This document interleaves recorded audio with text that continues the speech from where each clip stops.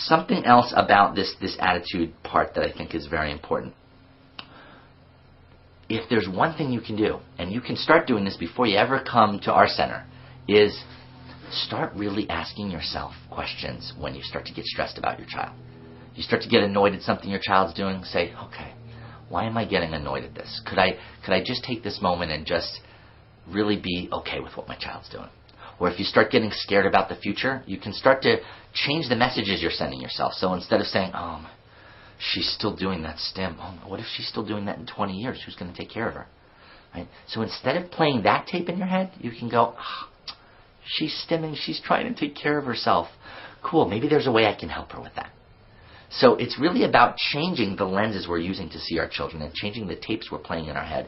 And that has a profound difference. One of the biggest things we see is that children who are on the spectrum are immediately more responsive to people who they perceive as being comfortable and accepting and inviting of them. And that's why we put such a premium of it. That's why we spend so much time not just teaching you the techniques, but counseling you and helping you with your own attitudes and challenges with your child so that you can be the most effective advocate and therapist possible for your child. Okay, so those are the main differences. Those are the main differences between. There's others. We could go on for a long time, but those are the main ones, and I just wanted to highlight those. I'm getting some questions that are just being sent in now. I also have some that were asked in advance. I want to go over some of these because some people have some really good questions that they're asking. Let's see where we're going to go first. Okay, let's start with this. This is actually perfect. Good. We are familiar with floor time, which appears to be very much like sunrise. Could you explain some of the differences? And this is from, I can't tell who it's from because your email name is different than the name next to your email. So I'm going to hold off on naming you. I don't want to. I've been called Raun so many times in my life. I don't want to mess with your name and get it wrong. But here's the thing. Great question. Great question. I hear this all the time. Oh, you're just like floor time. Now, first of all, we're not like floor time. They're like us because they came out about 10 years later, actually about 12 years later. But second of all, they're actually not that much like us. Now, they're very different than ABA. So I will say that absolutely. One of the things that floor time really gets that I really love and respect about floor time is they get how important that relationship and the human interaction is. They totally get that.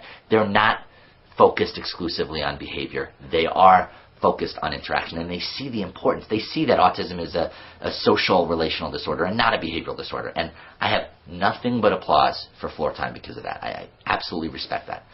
However, they're still really, really different than the Sunrise program because the way that they go about getting the interaction is totally different than the way that we do it. I'll give you one example. I don't want to spend a lot of time because this is billed as Sunrise versus ABA, but I want to give you one difference that illustrates the point really well. They have a term very popular in floor time. It's in all their books. It's called being playfully obstructive. Now, what is being playfully obstructive? First of all, I like that they say playfully. I support that without any equivocation. I think that's really cool. There aren't many therapies that even use the word playfully. So I'm excited about that. But they say playfully obstructive. Now, what does that mean? That means if a child, for instance, is running his train around a track, you might want to, in a playful way, and not in a mean way, but in a playful way, you might want to flop your body or move your train so that you're blocking their ability to finish their train circuit around the train track. The reason why you're doing that is because you want to be playfully obstructive so that you can make an interaction happen. These children's problem, so this goes, is that they're not interacting, so we got to make these kids interact. Now, I like this better than focusing on having your child name colors. However, it's still light years away from the Sunrise program because the idea is get in your child's way and be a pain in the neck so that your child has to interact with you to get you out of the way. So if I flop on the child's train tracks and he's running the train along, then the train bumps into me, right? And then the child has to either push me out of the way or ask me to move. So I've sort of forced an interaction by getting in the child's way. And this is, again, why I feel like there really isn't anybody that really gets it underlying. I love that they focus on the social development. But the problem is the way you get a child to connect with you socially is not by being a pain in the neck. Now, that's better than doing some other things. But I'll tell you, what we would never be playfully obstructive. We would never be playfully obstructive because our point of view is we are constantly trying to promote and sell this child on interacting. We want them to do it willingly. We want willing interaction and willing engagement. We don't want them interacting because we're a pain, right? Then basically they're thinking, well, mommy's a pain, so if I have to talk to her to shut her up or get her out of the way, then I'll do it. Right? We don't want our kids talking to us to shut us up or get out of the way. We want them talking to us because they want to play with us, interact with us, etc. So we aren't playfully obstructive. We're not anything obstructive. We're not obstructing. So we really want to do things that if a child is doing train tracks, first we would join that child in what he or she is doing the train. And then if they initiated a look, they start looking at us. They walk over to us. They hand us a train. Then we might encourage them to interact a little more, or we might just celebrate them for the fact that they just looked at us. We're building on an interest that the child's expressing. We're not trying to manufacture one by getting in the way. So that would be an example. People think the programs are similar because they both assert the primacy of social interaction, which is true. But the way we do it is just totally different. So that doesn't mean one's bad, one's good, but just know you either want to do floor time or you want to do sunrise. There's no both. They're really different programs. Okay, great question though. That's an excellent question. Okay, let's get another question. I'm going to read these two together. They're from two different people, but I think they're really a good question. One says, would the Sunrise program be suitable for a very high-functioning and social child, such as one with mild PDD-NOS? By the way, let's be honest. Don't we love the name PDD-NOS? Pervasive developmental disorder, not otherwise specified. It's so helpful. Thank you. You know what? After spending my $5,000 to get the evaluation on my child, I'm so glad my child's not specified, because I was really worried that my kid's going to be specified, and I'm like, whatever, that is so not going to work for me if my child's specified. So I want to know if my child's not specified. So thanks for telling me about the whole PDD and OS. That part helps me. Yes, isn't that nice? All those little diagnostic. You know what that really means? That basically means, dude, your child's on the autism spectrum, but he doesn't fit 100% of my little check marks, so I'm going to call him PDD-NOS. Is that okay with you? So anyway, good question though. Would Sunrise program be suitable for a high-functioning child such as one with mild PDD-NOS?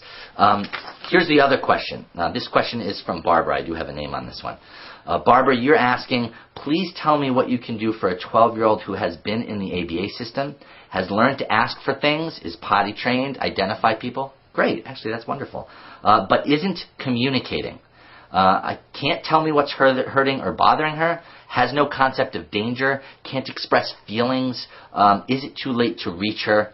Have you had much success with older children? That's a great question. And first of all, you are not alone at all. I mean, we have so many moms like you who have daughters that they love, who are older, or who've been doing ABA for many years.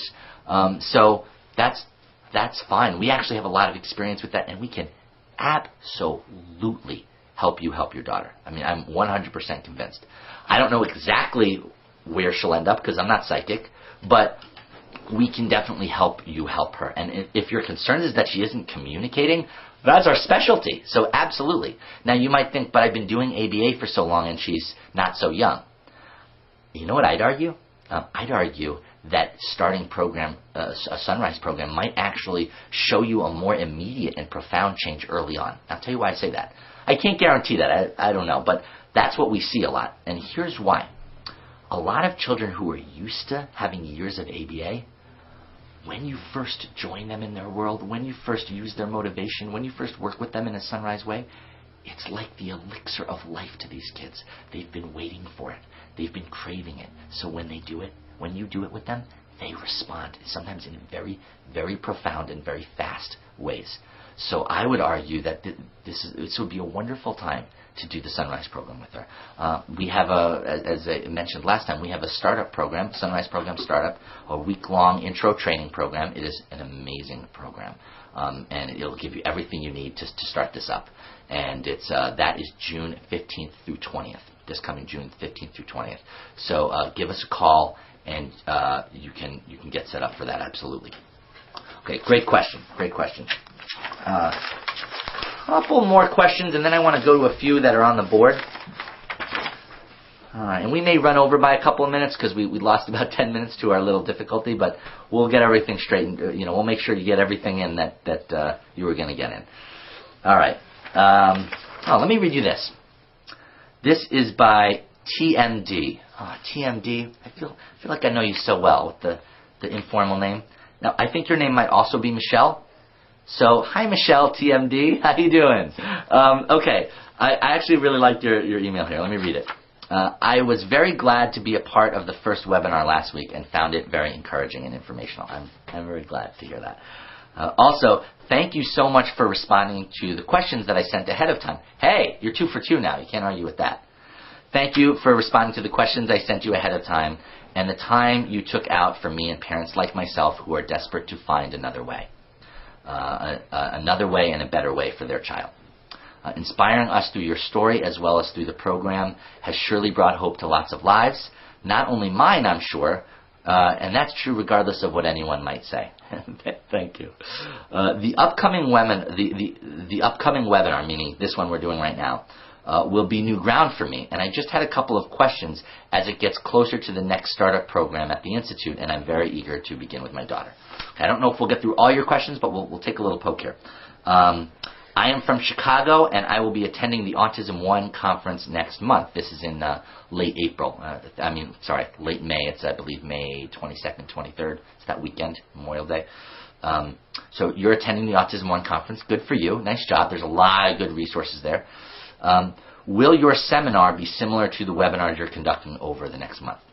Excellent question. I am speaking at Autism One. I'm really glad that they have every kind of different resource out there for you, including a lot of biomedical help, which goes really well with the Sunrise program. Will the seminar today be similar to the webinars? Will the seminar at Autism One be similar to the webinars? Actually, yes, because what I'm trying to do at Autism One is give people an overview of the basics of the program. So actually, the last 2 webinars plus my Breakthrough Strategies DVD are all the type of thing that's going to be at Autism One, the type of thing that I'm going to do. Have you ever had a parent or caregiver tell you that the Sunrise program did nothing at all for their child? A good question. Good question in our cynical day and age. Actually, I say this with total honesty. I've never seen that.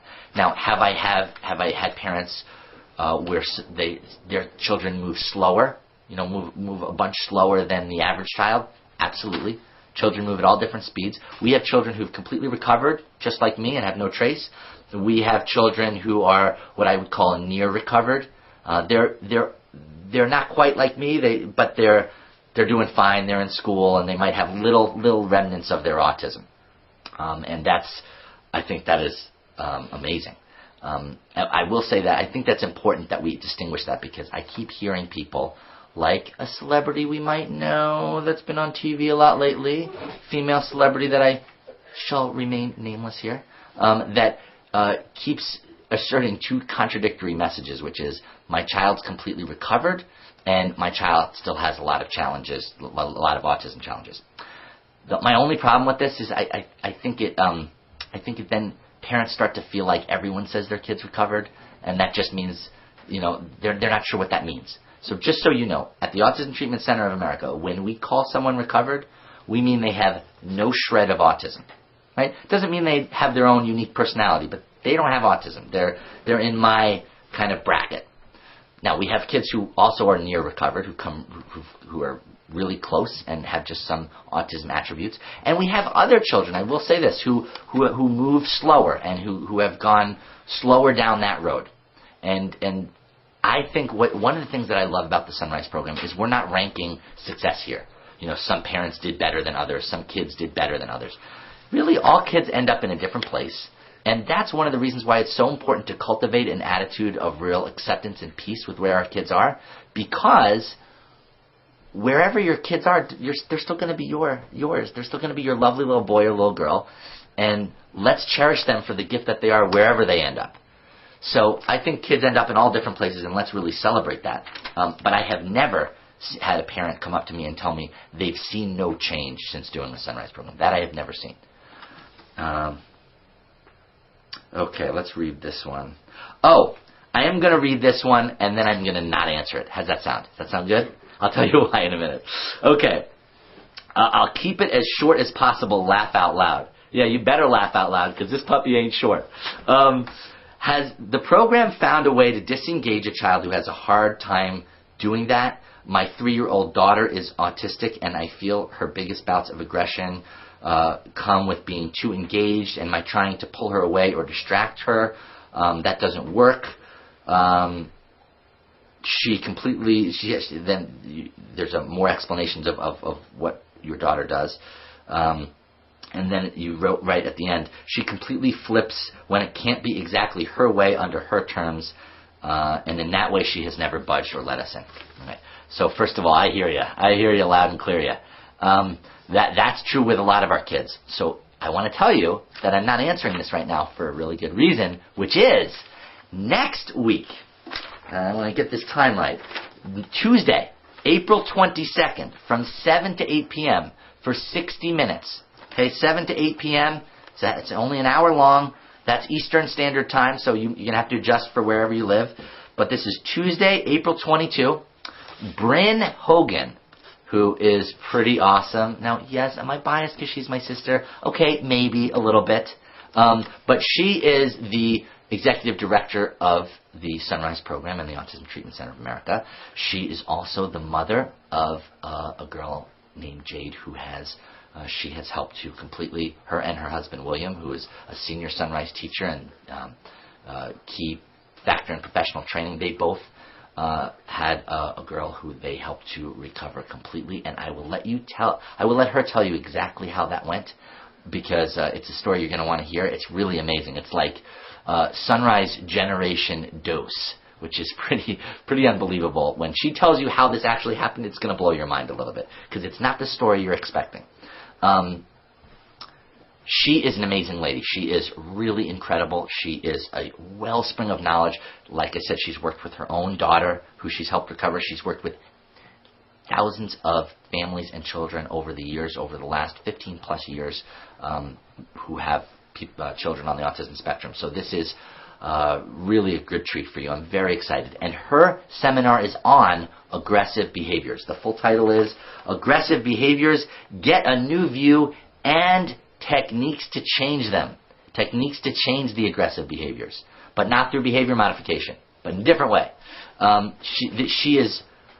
So many of us have this challenge, so I strongly advise if you, or even if you know anyone who has an issue where your child does aggressive behaviors, show up next Tuesday. It's free. It doesn't cost you anything.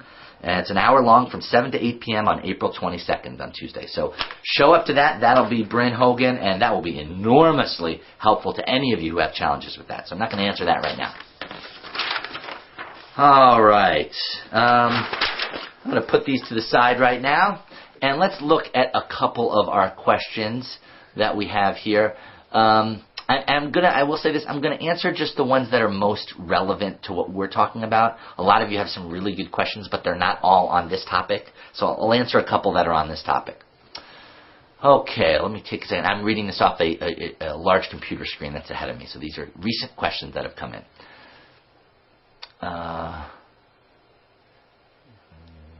Okay, yes. No,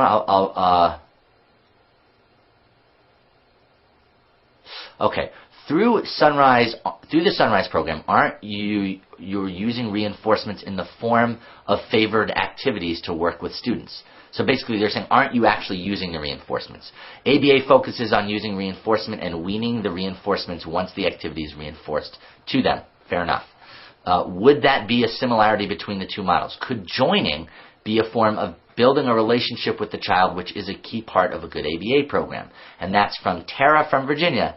Well, hey there, Tara. I hope you're having a good time in Virginia.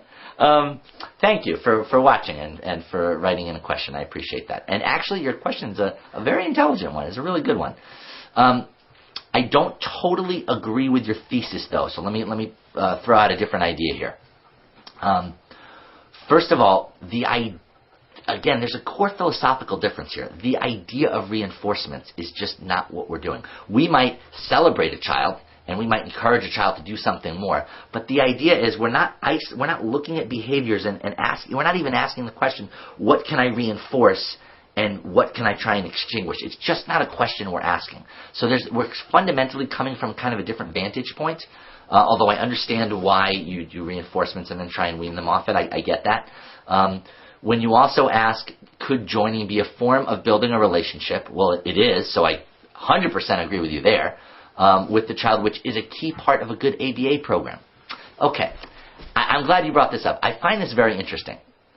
I'm running into more and more ABA people who are basically saying they're doing more and more of the Sunrise principles. Now, first of all, I find that really funny and ironic because you have no idea. My parents spent their whole lives being pilloried because they were doing these principles. And now, all these other more mainstream therapies are actually taking all those principles and arguing for why that's improved their program. So I find that quite interessante. If you mark my words here. But the thing I do want to say is an ABA program can take as many Sunrise principles as they want. It's still a fundamentally different program. So yeah, you can join in an ABA program, and that's better than not doing it, but it's not really joining. It's more like mirroring or mimicking, because at the end of the day, there's still a value on the behavior change over the relationship. And what that means is, and I've seen ABA people try and do joining, what they do is they designate an amount of time to join. I'll join for 5 minutes, but then it's work time. Or I'll join to try and get the kid to stop doing what they're doing. But that's not what joining really is. Joining is not according to my timeline. It's not according to our timeline. It's according to our child's timeline. We join for as long as it takes until a child looks at us or initiates some sort of interaction. As long as it takes. That may be 2 minutes, maybe 2 hours. It may be 2 days. But that's a core philosophical difference here. You can throw in a little principle there, but it's not the same principle once you put it in an ABA program, because, and it's not a slam on ABA, it's just because, again, the philosophies are completely different. So using a technique, again, there's this focus on the technique versus understanding the big picture. So I think your question is really well asked. I'm glad you asked it. And I can understand why you would wonder about that. But I would say that no, fundamentally there's a difference, and they don't really mix, even if you take a piece of one and try and drop it in another. Okay.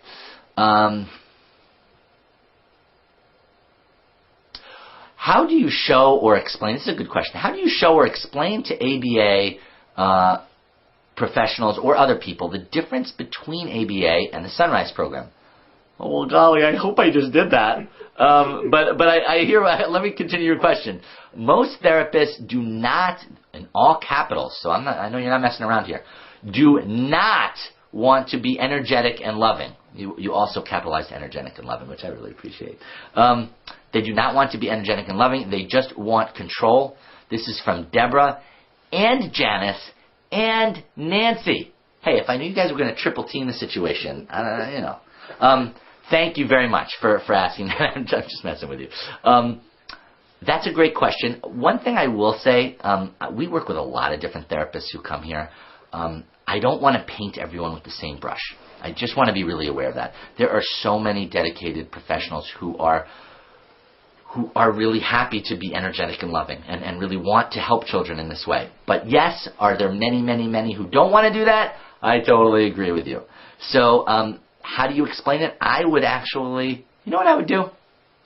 I would I would rewatch this. This is going to get posted on our website. I'd rewatch this and really explain to them these core differences. I would also have them watch the DVD, Breakthrough Strategies for Autism Spectrum Disorders, because in that video, too, it's done in a way that is very threatening, isn't going to be seen by them as a criticism.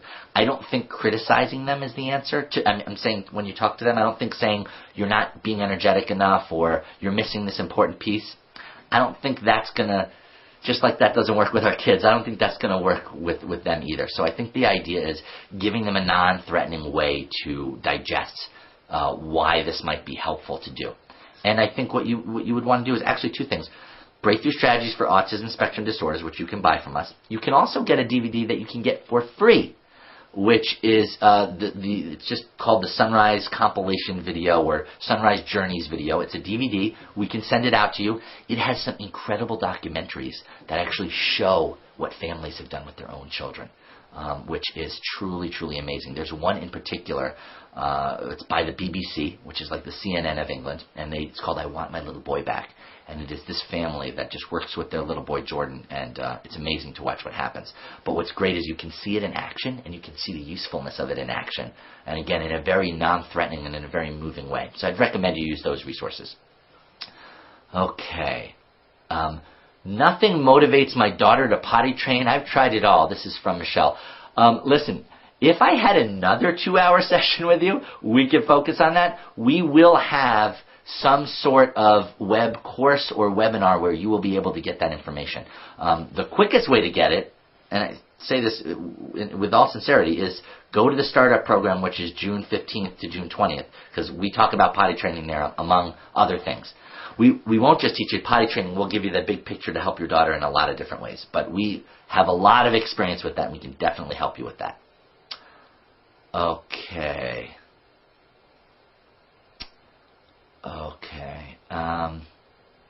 Okay, I'm going to ask one more question, which is this question up here. It says, I have heard that parents who might have a more directive style of parenting through ABA, basically the more directive style of parenting might want ABA, while Sunrise parents would be less directive. Is that true? From Latifa in Germany. Now, I have to ask this question. Latifa, are you related to Queen Latifah? Because she's got some good songs, and ever since she's gone into acting and like old school singing, I've increased my respect for her. So if you are related to Queen Latifah, hats off to you. Now, this is actually a good question, and I have again a really different perspective on it, which is that this is it's actually not related to how directive a parent is. Do you know why? This is the ironic thing. Sure, parents with different philosophies will choose ABA or the Sunrise program. Absolutely, it does reflect the parent's philosophy in a lot of instances. But it's not actually about how directive they are. You know why?